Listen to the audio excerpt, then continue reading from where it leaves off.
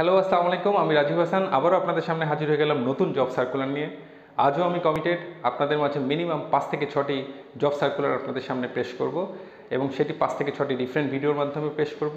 So please আমাদের সাথেই থাকুন এবং সবগুলো ভিডিও দেখুন। তো চলুন শুরু করি।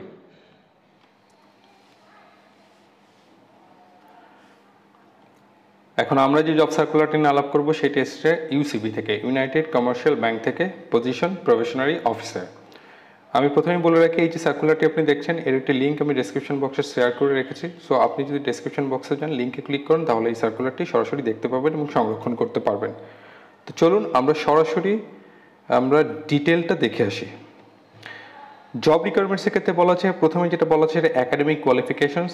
Applicant should have minimum 4 years graduations in any subject, any discipline from UGC approved reputed university, foreign university with at least CGPA 3 out of 4 or first class equivalent results or minimum GPA 4 out of 5 in SSC and HSC and equivalent levels. In case of O level, A level, minimum 5 BS and 2 BSS respectively. So basically আসলে কোনো experience আপনার লাগবে না এবং আপনি সরাসরি 4 years graduation complete থাকলেই আপনি এটা অ্যাপ্লাই করতে পারবেন। সো এটা ফ্রেশার্সদের জন্য যেহেতু খুবই একটা লুক্রেটিভ জব। সো চলুন আমরা বাকি রিকোয়ারমেন্টসগুলো দেখি। Nationality, applicants must B A Bangladeshi citizen এবং এজের ব্যাপারে যেটা রেস্ট্রিকশনের ব্যাপারে বলা আছে, not over 30 years at 15 July 2021। So 15 July 2021 থেকে আপনাকে এজ ক্যালকুলেট করতে হবে এবং it should not be over 30 years। Selection procedure সম্পর্কে বলা আছে, the selection procedure will be purely on merit basis and shortlisted candidates will be sit for the competitive written test and successful candidates in written test will be call for interview. So প্রথমে একটি shortlist করা হবে applications থেকে, সেই shortlist থেকে একটা written টেস্টে competitive একটা রিটেন টেস্ট নেওয়া হবে। সেখান থেকে যারা সাকসেসফুলি উতরে আসবেন তাদেরকে ডাকা হবে একটা ইন্টারভিউর জন্য। Placement policy and compensation. Selected probationary officer shall remain on probations for a 1-year period with considered salary of 41,900 taka per month. On satisfactory completions on probation period, probationary officer will be confirmed as senior officer as a regular scale of the bank 9,000 টাকা per month.